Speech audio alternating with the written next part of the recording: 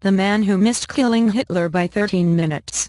A new film released in Germany this month highlights one of the great what-ifs of history. It's the story of Georg Elser, a 36-year-old carpenter from a small town in southern Germany, who came very close to assassinating Adolf Hitler in the early days of World War II. On 8 November 1939, Hitler was making his annual speech at a Munich beer hall. The event commemorated early Nazi struggles in the 1920s. This time Hitler used it to mock his international enemies and boast about Germany's successful start to the war. But what neither Hitler nor the Nazi top brass and loyal audience realized was that, a few feet away from where the Fuehrer was standing, a bomb was about to go off. Its ticking timers carefully muffled in cork casing, it had been assembled and planted secretly over many weeks by Georg Elser. He had started making his plans the previous year after deciding that, under Hitler, war was unavoidable. Hitler began this speech at the same time every year, but on this occasion, eager to return to Berlin and his military planners, the Fuehrer left early. 13 minutes later, the bomb exploded, causing 8 deaths and massive damage. The ceiling collapsed just above where Hitler had been standing.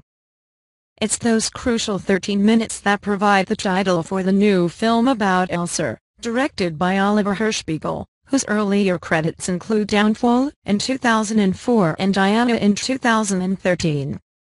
Hitler had survived, just to lead Germany into 5 more years of war and genocide against Europe's Jews. The Nazi newspaper, the Volkischer Beobachter, called the event, the miraculous salvation of the Fuehrer. The Nazi regime would doubtless have continued without Hitler and the other Nazi leaders Elser had hoped to kill, at least in the short term.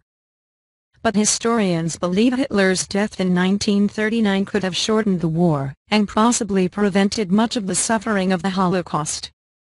So how exactly had Elser carried out his plot, and why? The Gestapo tried to find this out when he was captured, shortly after the bomb went off, trying to cross the border into Switzerland with incriminating material in his pockets. The transcript of his prolonged interrogation was discovered in the 1960s and shows how he demonstrated to astonished Gestapo officials what he had done. He had begun experimenting with explosives while working for an armaments firm near his hometown in Swabia. Then he began to work at the beer hall, the Bürger Brewhaus in Munich, where Hitler made his annual November speech.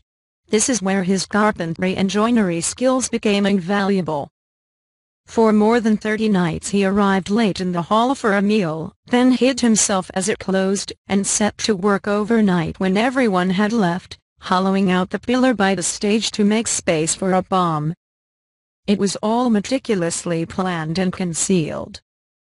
Elser told the Gestapo that, as the smallest noise rang loudly in the empty hall at night, he carried out his loudest work, timing it to coincide with every 10 minutes, when the hall toilets flushed automatically. There was a constant risk of discovery. Every sound had to be muffled, every speck of sawdust collected and disposed of, writes the historian Roger Moorhouse in his book Killing Hitler. The Gestapo assumed he must have been linked to a larger group, such as the British Secret Service, and so did many others. For many decades, it was assumed that Elser must have been part of a larger plot. But in fact, as Hitler's biographer, Ian Kershaw puts it, the truth was less elaborate, but all the more stunning. Elser was a single person, an ordinary German, a man from the working class, acting without the help or knowledge of anyone else.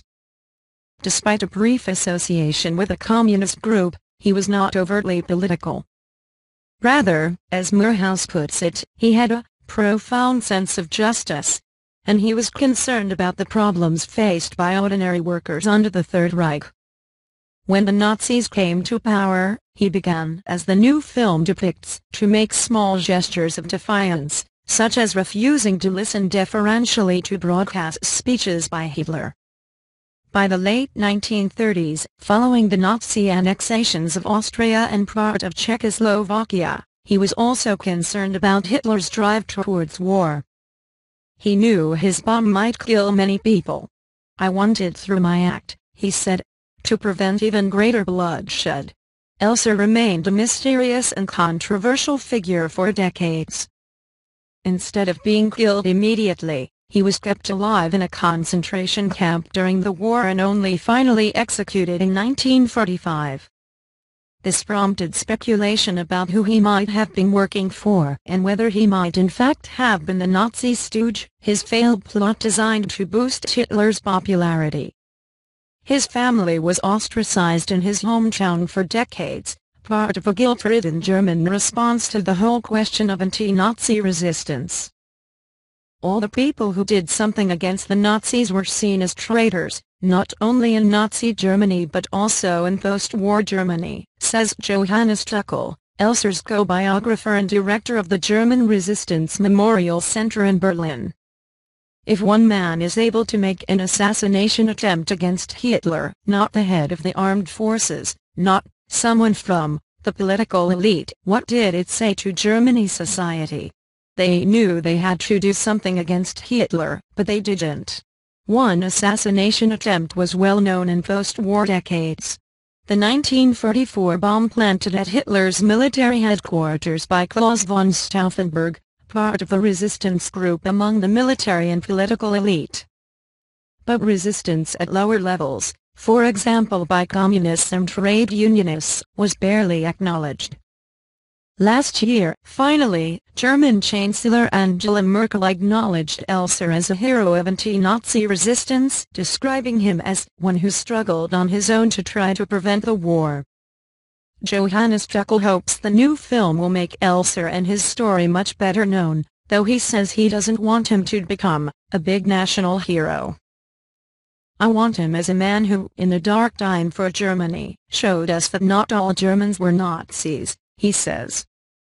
Much recent research into Nazism has focused on the many ordinary Germans who became perpetrators of the most terrible crimes.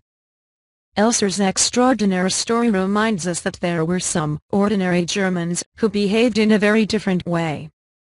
On 20 July 1944, a 36-year-old German army officer, Karl Klaus Schenk-Graf von Stauffenberg, arrived at a heavily guarded complex hidden in a forest in East Prussia.